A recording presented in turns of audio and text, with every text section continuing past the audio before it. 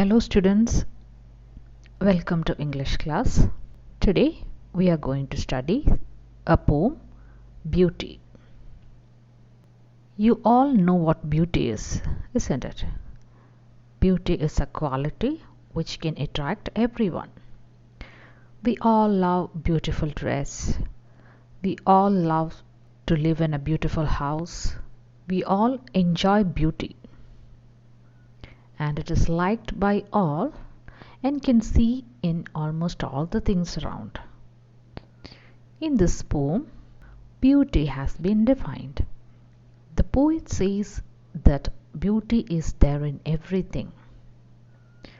And he's also trying to say that all the small things we do or the environment around us, everything has beauty in it.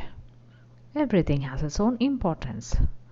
All things are beautiful and unique in their own way. Sunlight has its own beauty. Beauty can see in growing corns, people who are working and dancing for getting good harvest. Beauty is not only seen but also can be heard or felt. When night falls, wind blows slowly, the sound of rainfall, or when a singer sings. They all give pleasure to the mind and make it feel happy. So let's move to the poem, Beauty. Take your textbook. Now let's see something about the writer. The writer's name is A. Shaw, and the actual name of the writer is Louise Abeta. She was a Native American writer. She was born in New Mexico on September 9, 1926. In 1939, when she was only 13 years old, she published her first book, I Am a Pueblo Indian Girl, with the help of her father. This book contains both her poetry and prose works. The book also holds an important place in Pueblo history because it is said to be the first real record of the art and culture of the Pueblo community accessible by the non-native audience. Apart from writing, the writer was also a teacher. She died on July 21st, 2014 in USA. She was aged 87 at the time of her death. Now let's read the poem, children. Listen. Beauty is seen in the sunlight, the trees, the birds, corn growing, and people working or dancing for their harvest. So here the writer is telling that beauty is everywhere. It can be seen in sunlight. It can be seen in the trees, the birds, the growing crops. Corn means it's a crop. Just like wheat, oats, maize, barley, corn is a crop. And beauty is seen in the growing of crops and people who dance to show their happiness when their crops are ready for harvest. So the writer is telling that beauty can be seen in sunlight, trees, birds, growing of corns, and people working or dancing for their harvest. Many people will be working in the field, is it? And they will dance and enjoy when it is harvest season. Usually Onam is a harvest season, and there you can see that people singing a lot of songs at the time of harvest. Now let's move to the next stanza. Beauty is heard in the night, wind sighing, rain falling, or a singer chanting anything in earnest. So here in the second stanza, what the writer is telling, writer is saying that beauty can be also heard at night time. If we are listening, a night has its own beauty, is it? You can hear a lot of sounds when night falls. There are a lot of nocturnal animals and birds at night. Okay, so when you just listen, you can enjoy various sounds that is produced by these animals and birds at night time. Now, when wind sighing, sighing means a sound, a deep, loud sound of when you exhale air, you can feel a sound. So that's called sighing. Wind sighing, rain falling, or a singer chanting anything in earnest. You can hear beauty at night time. Then, when the wind is sighing, when the rain is falling, or when a singer is singing or chanting anything in earnest, earnest means in a sincere way, in an honest way. If a singer is singing, you can enjoy that, is it? So, beauty can be also heard as a good song. You can enjoy songs, is it? When you hear good songs, you enjoy. When the wind is sighing, that's also something beautiful, is it? When the rain is falling, the sound of rainfall, that is also beauty. So, in the second stanza, the writer is telling us that beauty can also be heard, and he's telling the example like in the night, when the wind sighing, when the rain falling, or when the singer singing or chanting anything in earnest, in sincere way. Now come to the third stanza. Beauty is in yourself, good deeds, happy thoughts that repeat themselves in your dreams, in your work, and even in your rest. So in the last stanza, the writer is telling that beauty is not always external or visible.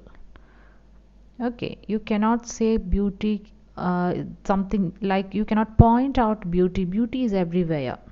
You can see beauty, you can hear beauty, you can feel beauty. It's within and it can be abstract also. You can see beauty in yourself. Beauty is in yourself. Okay, what do you think about a particular object? What is your view about a particular object? That's all beauty. That's why the writer is telling beauty is in yourself. If you are finding out beauty in a stone, some persons can find beauty in everything, is it? It's not an only external appearance. Beauty is in yourself. You can understand beauty if you are a good person. Whatever is around you, it's all beautiful. Good acts one wishes, which one even imagines in dreams, is it? Good acts, whatever we are doing, you are doing something with passion, that's also beautiful. Beauty can be one way of work or even style of taking rest. So beauty means if you're working hard, you're working or you're looking forward for a perfection, that is also beauty. Even if you're taking rest, if you're enjoying, that's also beauty. This beauty is very vast. That's what the writer is telling. You cannot confine beauty to a single thing. You can see beauty in yourself, you can hear beauty, you can see beauty. So beauty is a vast thing. It cannot be confined. Rather, it is there in everything. So what we have to do, we just need to open our eyes and heart to see it. Okay, you should be very vast in your approach. You should have a good mind to understand beauty in each and everything around you. So when you open your eyes and see everything in a positive way, you can enjoy beauty that is all around. So here deeds means acts. Repeat means that happens again and again. Okay, so let's read the poem once again. I'll explain it once again. First stanza, beauty is seen in the sunlight, the trees, the birds, corn growing, and people working or dancing for their harvest. Here the writer is telling that it is the attitude of a person. You can see beauty in almost everything, everywhere. It can be seen in sunlight, it can be seen in the trees, the birds, growing crops, people who dance to show their happiness when their crops are ready for harvest. Now, second stanza. Beauty is heard in the night, wind sighing, rain falling, or a singer chanting anything in earnest. So, in the second stanza, the writer is telling beauty can be also heard if you are listening properly, even at night time. When the wind blows, it creates a sound. When rain falls on earth, it also creates a sound. When a singer sings, you can also hear that sincere attempt of the singer. So, one can even feel it in the sincere and honest conviction of a person. In the third stanza, beauty is in yourself, good deeds, happy thoughts that repeat themselves in your dreams, in your work, and even in your rest. Deeds means act. Okay. So, in the last stanza, what the writer is telling, beauty is within.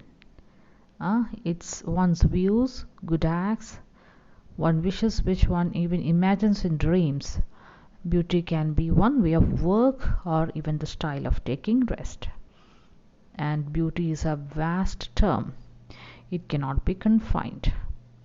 Beauty is there everywhere, beauty is there in everything.